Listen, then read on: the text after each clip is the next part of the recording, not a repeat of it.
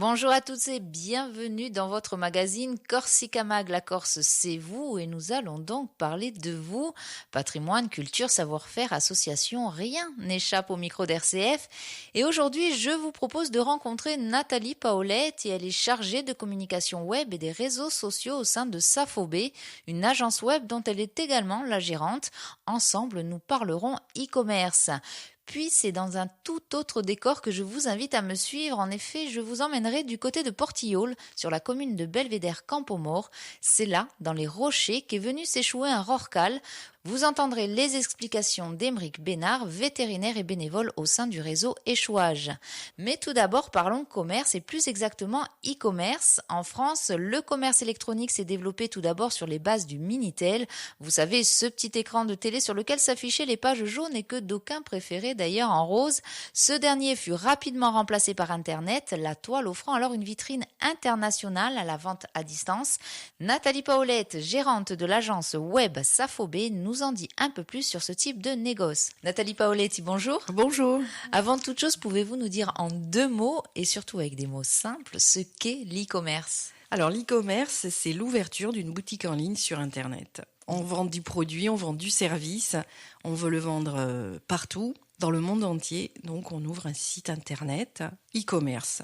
C'est-à-dire qu'à partir de ce site-là, on peut vendre directement au consommateur. Tout à fait. Le consommateur est derrière son ordinateur, et il est sur le web et il veut acheter quelque chose, n'importe quoi. Et du coup, nous créons des sites e-commerce où l'internaute peut acheter ses produits via Internet avec différents moyens de paiement, que ce soit carte bleue ou PayPal. Vous avez des exemples de sociétés qui fonctionnent comme ça ? Bien sûr, il y a des gros sites comme Amazon, je pense que tout le monde connaît Amazon, eBay, la Fnac, Cdiscount, enfin pour les plus gros. À qui ça s'adresse justement ? Est-ce qu'il faut forcément être une grosse machine pour faire de l'e-commerce ? Non, tout le monde, tout commerçant, enfin toute personne qui veut se lancer sur le web, le demandeur d'emploi, s'il veut créer son entreprise, peut évidemment commencer, on peut commencer tout petit, à vendre quelques articles et après devenir Cdiscount par exemple. C'est ce que je souhaite à tout le monde d'ailleurs. J'imagine qu'il faut être équipé de façon spécifique. Alors évidemment un ordinateur et surtout une connexion Internet fiable. Ça c'est au niveau du matériel. Ensuite, on peut ouvrir une boutique en ligne soit en créant un site Internet en ligne donc de A à Z, c'est-à-dire le webmaster va le créer, va le coder, on a dit ça coder. Il va le fabriquer, on va dire. Et sinon, vous avez d'autres méthodes beaucoup plus simples et moins onéreuses, parce que le site créé de A à Z, ça coûte cher. Ça coûte très très cher, parce que beaucoup de temps à passer. Mais il y a des méthodes qui sont sur le web, donc des plateformes, on appelle ça des plateformes ou des systèmes ou des logiciels, ça dépend, il y a plusieurs façons, qui permettent d'avoir toute la structure, tout le squelette, on va dire, du site Internet. Et après, il n'y a plus qu'à remplir. Bon, alors, c'est pas si simple. C'est pas si simple. Et ces plateformes-là, déjà, dans un premier temps, elles sont gratuites, elles sont payantes ? Toutes ont des systèmes d'essai gratuits. Elles sont payantes, bien sûr, ça se loue. C'est-à-dire, elles ont tout un prix par mois. Enfin, on peut payer par mois, par an. Enfin, tout dépend. Tout le monde a assez. Bon, après, il faut la mettre en place. Il y a tout un travail de mise en place qui, ça, évidemment, en payant une fois que c'est fait, votre site Internet est fait et on paye la location de la plateforme à 19 € par mois, par exemple. Donc, si je comprends bien, la personne qui veut monter sa boutique e-commerce, il lui faut un ordinateur, il lui faut une connexion Internet, il lui faut à peu près 20 € par mois. Il faut qu'elle ait un moyen de payer ces 20 € par mois, je dirais un moyen technologique. Mais est-ce qu'on sait qui est derrière justement cette plateforme ? Oui, évidemment, hein, c'est des fournisseurs connus et reconnus en France. Il y en a plusieurs. Sur le web, on peut les trouver. Nous, on travaille avec la marque Oxatis. Nous sommes partenaires de cette marque qui est très fonctionnelle. C'est-à-dire qu'elle a des contrats avec toutes les banques. Enfin, par exemple, je vous donne 2-3 exemples qui sont très importants au niveau de la fonction du site. C'est comment on paye et comment on envoie les marchandises. Donc voilà, ça c'est le plus important. Et tout ça est compris. Toutes ces fonctions sont comprises dans la plateforme. Il n'y a pas de supplément. Il faut quand même s'y connaître un minimum en communication. Alors, il faut s'y connaître, il y a des prérequis, il faut quand même savoir se servir d'un ordinateur, savoir se servir des systèmes d'exploitation de cet ordinateur et savoir surfer sur Internet. Et dans le cas où l'on soit mais parfaitement ignare en matière justement de communication et de technologie, est-ce qu'on peut faire appel à des professionnels pour nous aider? Oui, bien sûr, il y a des agences web, par exemple comme la nôtre. Oui, parce qu'en fait, vous Voilà, êtes une agence web, Safobé, c'est c'est ça? ça, Safobé Agence Web. Et de ce fait, nous sommes là pour déjà en discuter et pour conseiller. Parce que monter une boutique en ligne, c'est comme si on montait une boutique physique. La seule chose, c'est qu'on n'a pas quatre murs, on n'est pas entre quatre murs, mais tout est pareil. C'est-à-dire le montage d'une boutique, quand on la crée, c'est exactement le même processus que pour une entreprise lambda. C'est-à-dire, on doit faire une étude de marché, on doit contacter les fournisseurs avec lesquels on veut travailler, on doit contacter sa banque, on doit voir sa concurrence, bien étudier la concurrence, sachant que quand on met sa boutique sur le web, la concurrence est mondiale.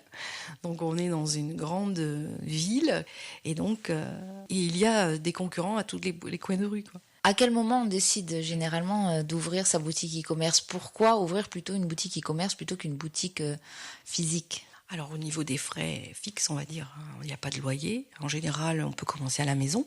On peut commencer petit et puis avoir un petit stock et puis voir si ça peut... Parce que bon, au départ, on met pas beaucoup d'argent, donc fait qu'on peut commencer petit. Il n'y a pas donc de loyer, il n'y a pas de frais si on commence tout seul, bon, il faut avoir quand même un statut juridique. Du moment qu'on on fait du chiffre d'affaires, on est régi quand même par la loi du commerce. Donc il faut quand même avoir un statut juridique. On peut commencer par auto-entrepreneur et puis continuer petit à petit. On peut vendre tout et n'importe quoi sur une boutique e-commerce dans la limite de la légalité, j'entends. Oui, dans la limite de la légalité, oui, on peut tout vendre. C'est-à-dire qu'on peut vendre du service, on peut vendre de la matière première. Oui, du service, des produits qu'on achète et qu'on revend. C'est ce que vous nous disiez tout à l'heure, il faut aussi penser, quand c'est de la matière première, au stockage. Oui, bien sûr. Après, je veux dire, on n'a pas de boutique physique. On a une boutique en ligne, mais sinon c'est tout pareil, quoi. Je veux dire, si on crée quelque chose, par exemple, on est un artisan, je sais pas, moi, fabricant de bijoux, par exemple, donc vraiment dans l'artisanat, ou alors chez nous, on peut dire des poteries, enfin voilà, tout ce genre de produits. Donc il y a toute la fabrication, donc tout ça, il faut le penser. Il faut penser à sa gestion de stock. Mais c'est vraiment, vraiment comme une entreprise normale. Je veux dire, tout est pareil. La seule chose, c'est que vous vendez sur Internet et qu'en plus, vous avez la gestion du transport. Et donc, il faut être inscrit au registre du commerce. Oui. Très important Oui, aussi. oui. Est-ce qu'on encourt le risque de ne pas être payé, par exemple? Les moyens de paiement sont la carte bleue, le chèque, le virement, PayPal. Tout le monde connaît PayPal, je pense. On n'est pas obligé d'avoir un compte PayPal en personnel, hein, en tant qu'internaute, pour payer avec PayPal. Par exemple, les cartes bleues, bon, il y a une assurance. Oui, mais alors, par exemple, la carte bleue, c'est comme tous ces sites qui sont sécurisés. Oui. Il faut aussi savoir comment sécuriser ces données. Oui, la plateforme est fabriquée en fonction, quand on arrive sur le moment de payer, évidemment, on est de suite rebasculé sur une page sécurisée. Mais pour le vendeur, évidemment, on n'est pas à l'abri des gens qui ont volé une carte bleue. En tout ça, il y a des systèmes.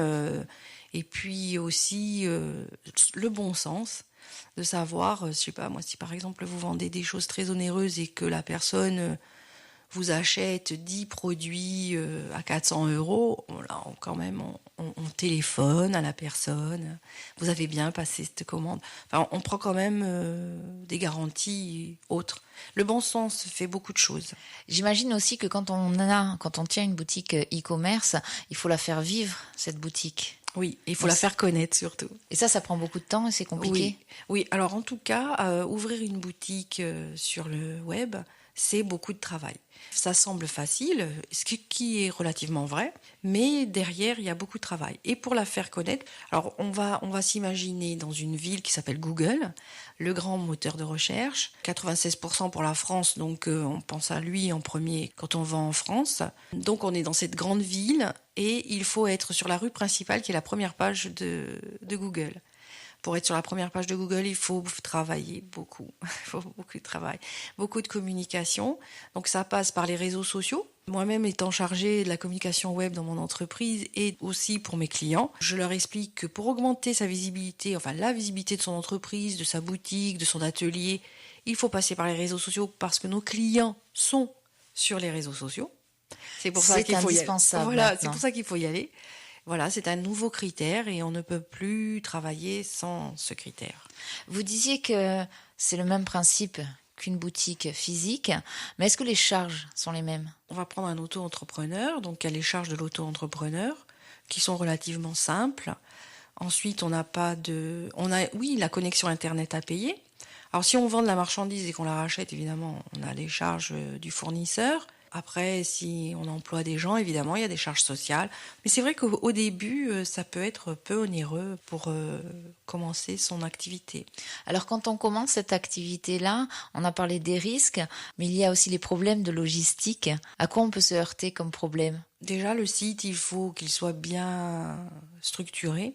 Il faut bien le penser. Il faut avoir des articles, il faut avoir quand même des articles. Il ne faut pas commencer un e-commerce avec 2-3 articles. Il faut faire son étude de marché comme pour une autre entreprise.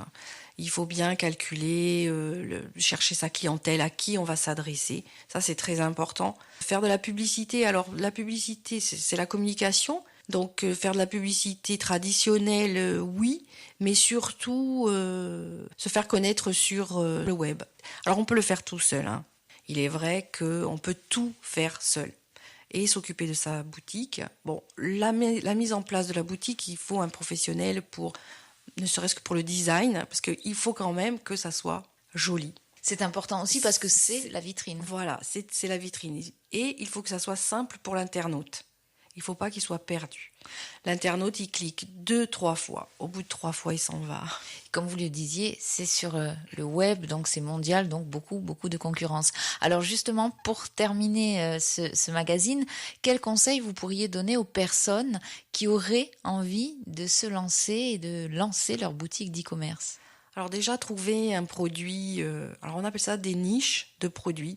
C'est-à-dire qu'en fait, je vais prendre un exemple, on veut vendre des produits de décoration, il y a des milliers de produits, et ensuite on peut choisir parmi ces produits un produit bien spécifique. On va prendre par exemple des lampes de chevet, des lampes torches, il y a plein de choses. Mais aussi on peut aller dans la niche de la niche, on peut vendre des abat-jours par exemple. Enfin, voilà, ça c'est un exemple tout simple. Quand l'internaute va chercher avec des mots-clés ce qu'il veut, en fait, il met des mots-clés ou carrément une phrase et la force de Google, c'est de trouver à 99% ce que cherche, voire même plus, presque 100% ce que cherche l'internaute. C'est clair que si on est sur un petit produit, sur un produit de niche, on sera trouvé automatiquement parce qu'il y aura moins de concurrence. Donc il faut être quand même courageux. Oui, courageux et j'insiste, beaucoup de travail quand même. Qu'on peut faire seul, on peut être accompagné. Nous, on accompagne beaucoup de nos clients, que ce soit dans le design, dans la formation pour apprendre à administrer sa plateforme et à apprendre à communiquer sur les réseaux sociaux. On peut conseiller, on peut former, je ne serait-ce qu'en parler. Eh bien, Nathalie Paolette, merci déjà de nous en avoir parlé ici dans les studios d'RCF Corsica. Merci à vous. Plus d'infos sur l'agence de Nathalie Paolette sur le site web www.safobe.fr ou par téléphone au 06 85 32 07 13.